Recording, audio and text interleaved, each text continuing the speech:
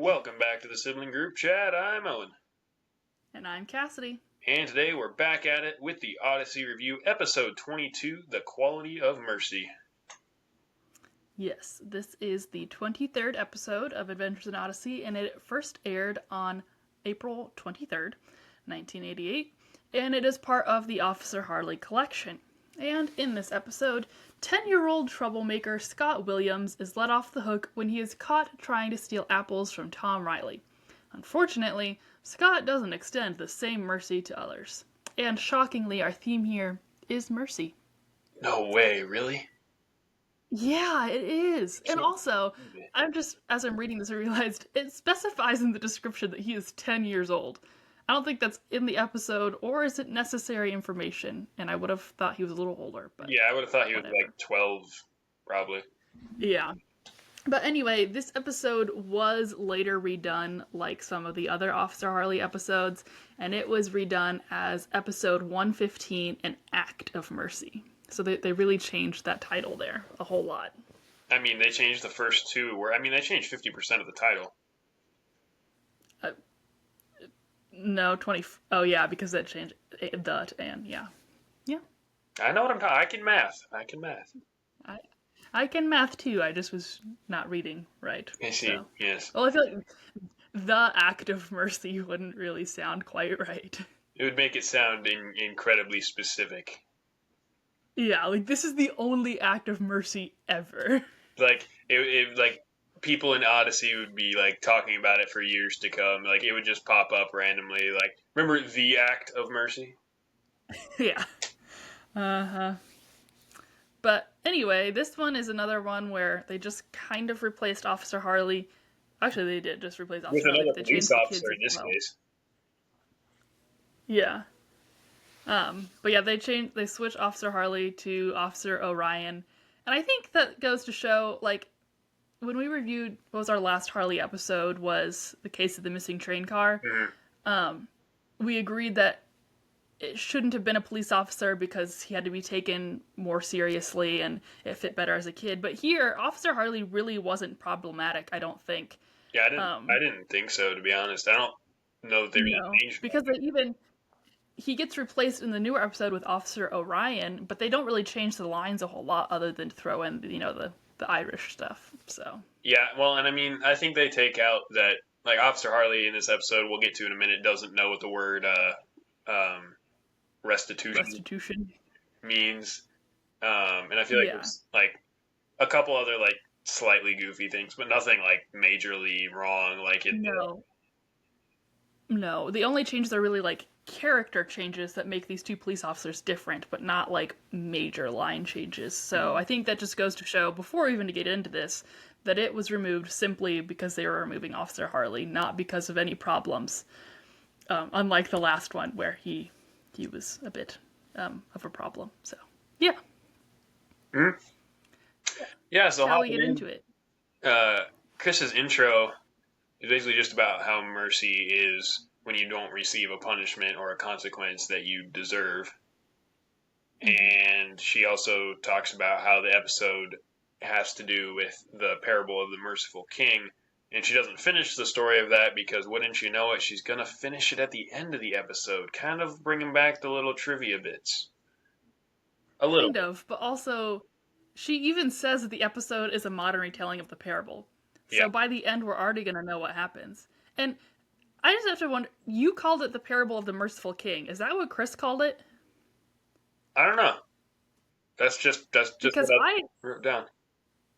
Because I always refer to it as the parable of the unforgiving servant. And so that's what I wrote down, but I don't remember what Chris actually called it. Yeah. I don't know. Either way works. It's kind of like the parable of the prodigal son, where some people argue that it should be called the parable of the forgiving father, or the parable of the two sons, or... Yeah. Interesting. Never thought about it. Anyway. Well. The episode begins with Scott Williams. Who is Scott Williams? I'd say he's our precursor to Rodney Rathbone, but we don't know he acts like this all the time. What? You said that about Billy Barton, too. Oh, true. Well, I'm saying that here only because in the redone episode it's Rodney Rathbone instead. Yeah. Um, yeah, we're still stuck with one-off kids, so I don't know anything else about Scott other than that he's 10. Yes. But anyway, Scott is taking a ride in Officer Harley's police car, and Officer Harley is taking him to Mr. Riley's door because he had been caught stealing apples. And Officer Harley knocks on the door, and Mr. Riley wants to know what's going on. And Yeah, I think it's a little funny here because when we reviewed the Case of the Missing Train Car, I referred to this episode not knowing we were about to get to it because of the whole siren thing. And then Tom, in this episode, he says the same line as he does in the later episode. He says, "What in the world is all the ruckus?" But I feel like his delivery was so much better in the second episode. Because here he just kind of says, like, "What in the world?" But in the later one, he's like, "What in the world was all the ruckus?" Like, I don't know. Did you notice that, like, the delivery was different? I really don't remember this episode too. Like, I remember the general idea of it, but I don't. It's not like fresh in my memory or anything, so I really don't know. Okay, well, I think the delivery changed, and I liked his second delivery better. But I suppose we always improve with time, so Yeah, you know. but the main thing he wants to know is why he needed the siren if all Scott did was steal some apples and break a fence. And Officer Riley's like, "Oh, Scott just wanted to hear what the siren sounded like." Mm-hmm. Uh, yeah, and so then Mr. Riley just says he wants to talk to Scott, and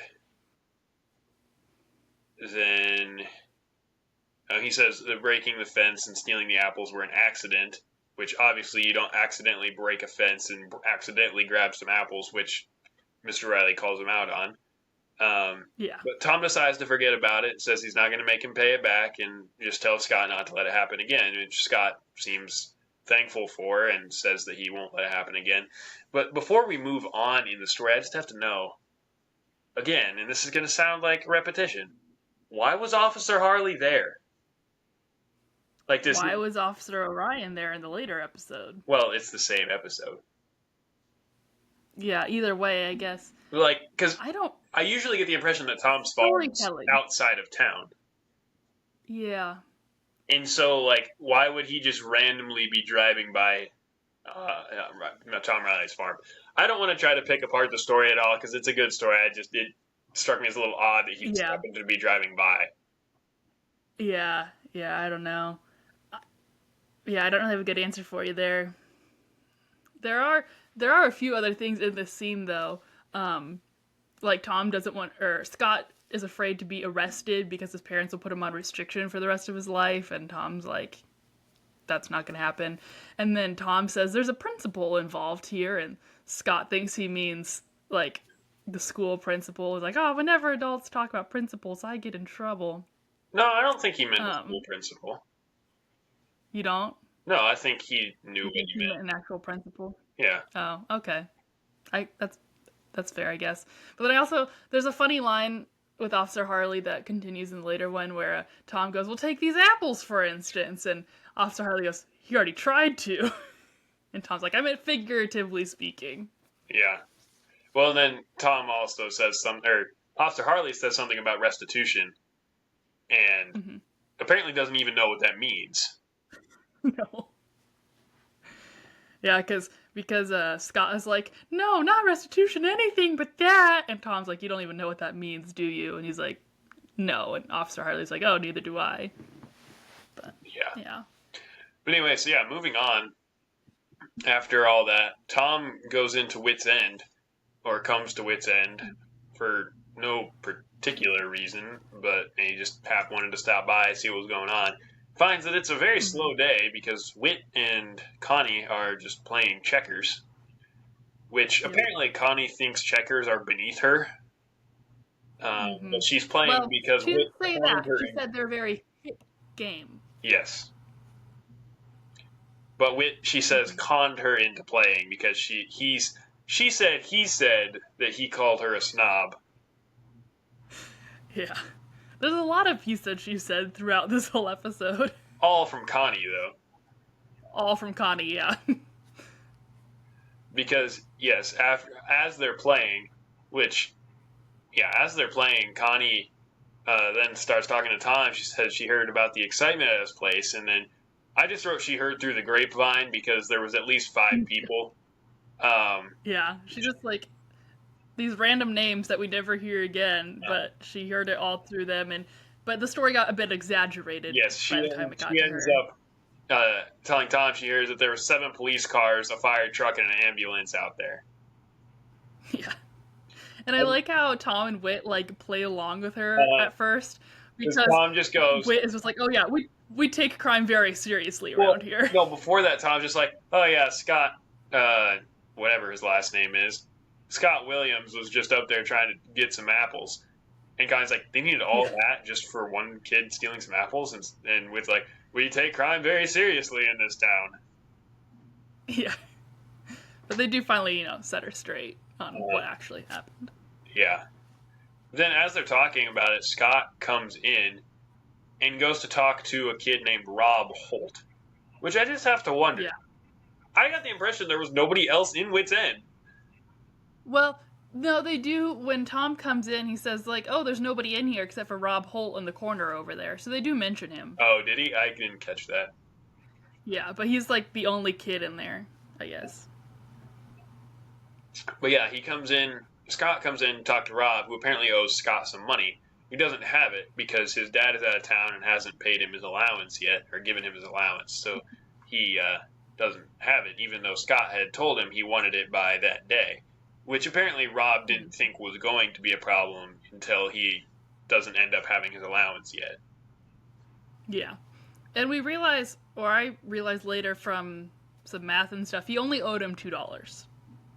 It took you some math to figure that out?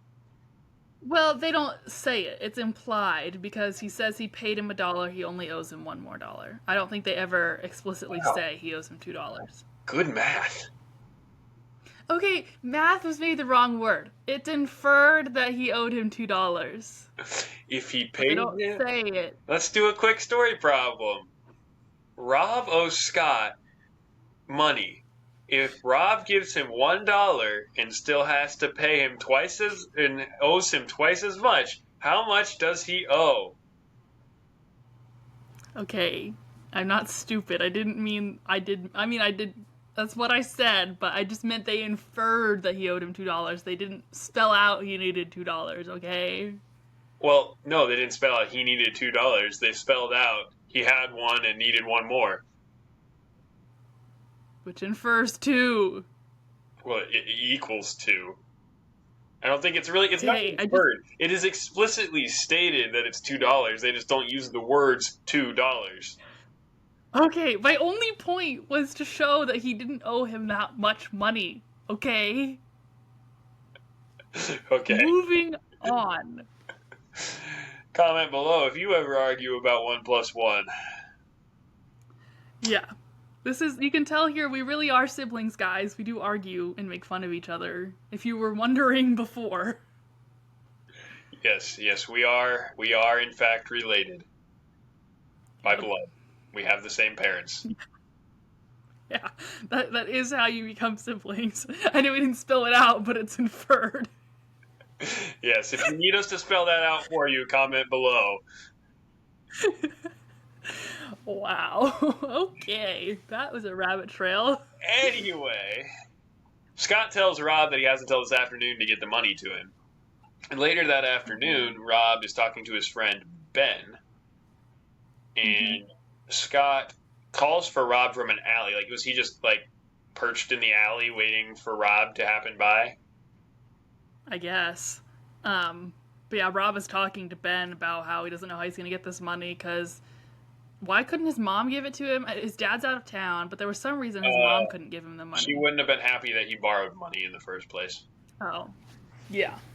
Mm-hmm. And because he had spent the money, he'd spent his lunch money on comic books. Yeah. And so he'd had to borrow money for lunch? Is that what it was? It must have been. Yeah. Well, yeah, Ben's like, I'd loan you the money if I could. So these poor little kids, they don't even have $2 because they're spending it all on comic books. They have $1. That's true. They do have $1. It's explicitly said. It is, yes.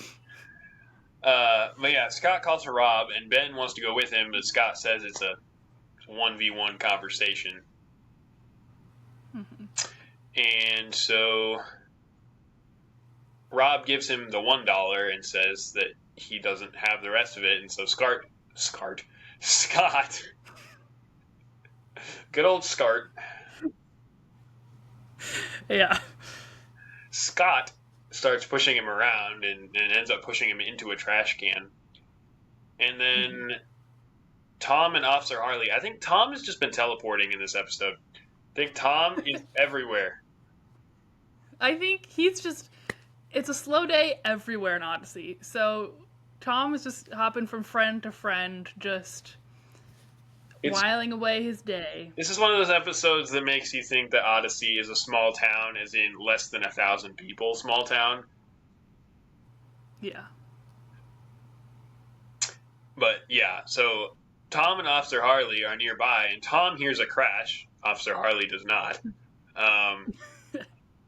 But they go to check it out, and they find the two boys there, and they ask what happened. Yeah, Scott had run off. Yeah, Scott's nowhere to be found. Rob says that he tripped into the trash can. Tom doesn't believe him. Then so eventually between Ben and Rob, they figure out that Scott had pushed him in because he didn't have another dollar. Mm-hmm. And so Tom is not very happy, and he says something like, by the time I get through with Tom, he might not have the energy to push you around anymore. Scott. Yeah. What did I say? Tom. When Tom gets done with Tom. Yeah, when Tom gets done with Tom, you won't want to know what happened. No. Tom is not going to be nice to Tom. When Tom gets done with Scott. And then Officer Harley has kind of a funny line. He says, I can, if you have something planned or something, I can hear it by the tone on his face. I guess I missed that. That's what he said. That I can hear it by the tone on his face. Interesting. But yes, Officer Harley, well, we find out later,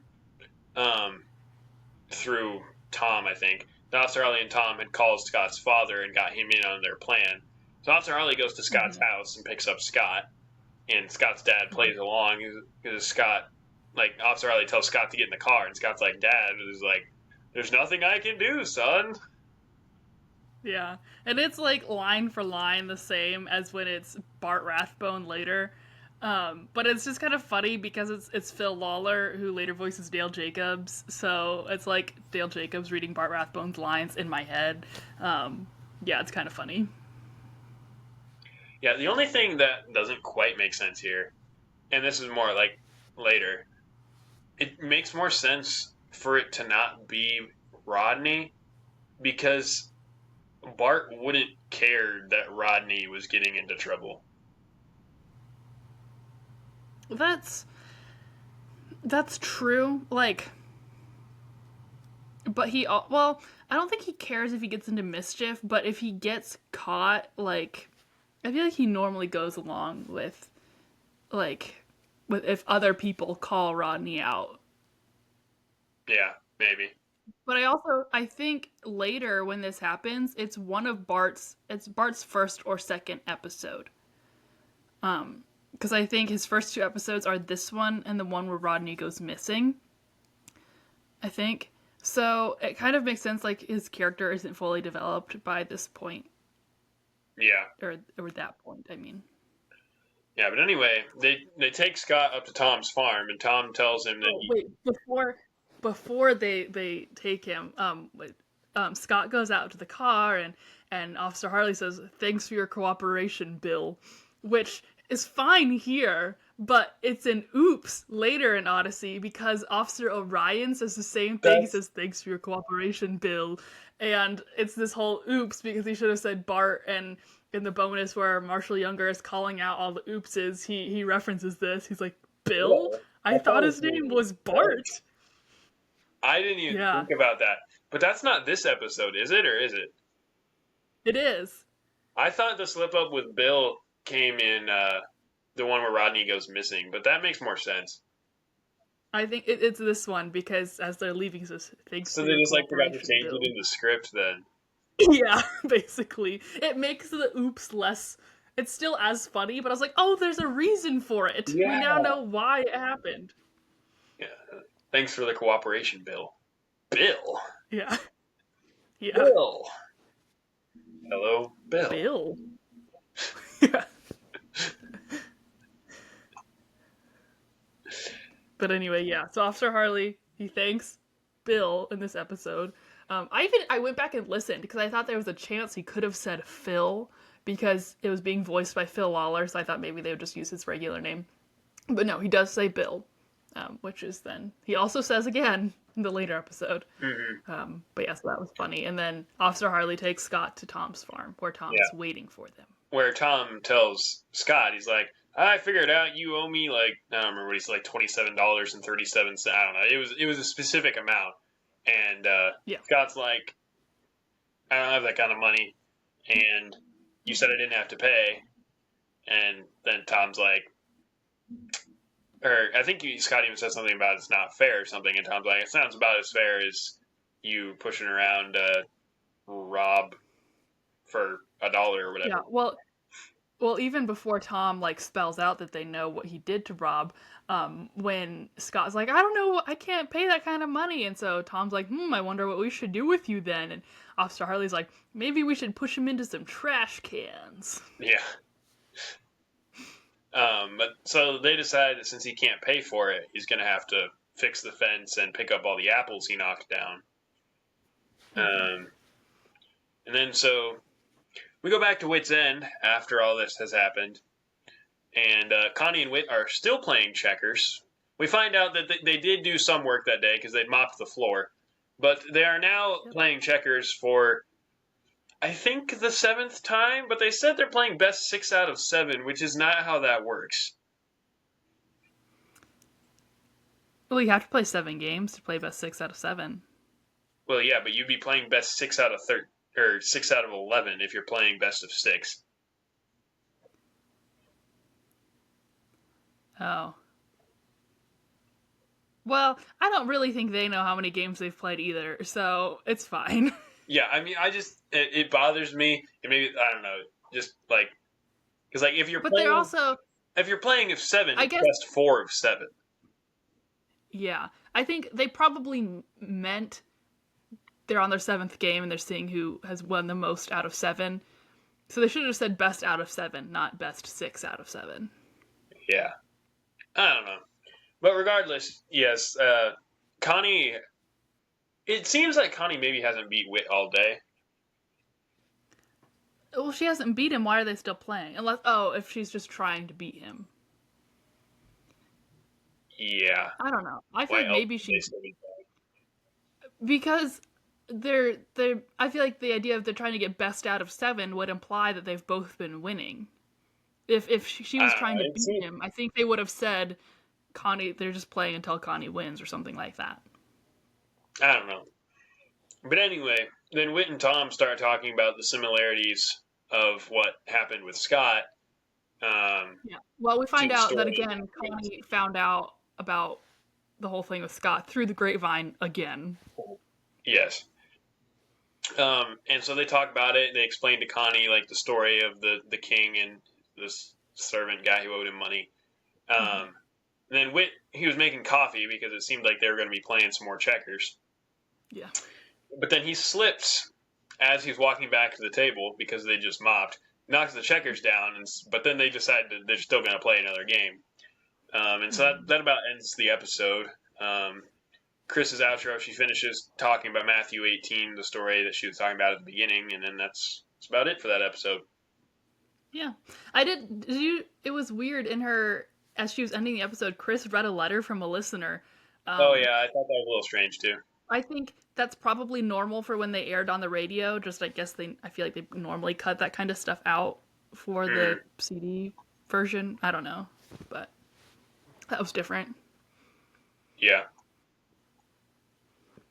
But, yeah. I as with all of these ones that get redone, I like the redone version better, but probably just because I'm more familiar with it. Like, I don't know, I feel like Yeah, the I'd agree. I just like I Officer Orion's honestly, delivery better. yeah, and I think part of the reason we like the new versions better too is because by the time they get to redoing these versions, they've got recurring characters, and so that Yeah. makes it better too. Yeah, like the yeah, that's part of the character development of the characters and building this world and these people. So yeah, they're more meaningful and more like you connect and remember them more when they're recurring characters. Yeah, I agree. But on its own, like talking about it on as like its own separate episode, it was good and no huge Officer Harley problems here. Yeah, no. So yeah, Well, I our guess that next about does it for this episode. What's our next episode? our next episode is another Officer Harley episode, and this one is called Gotcha. Yep. Yep. So, as always, thank you for listening. Follow us on Facebook, Instagram, subscribe wherever you listen and or watch the podcast. Tell your friends about it, and yeah, we'll see you next time. 1+1 = 2. Yes, it does, whether or not it's explicitly stated or not. Bye.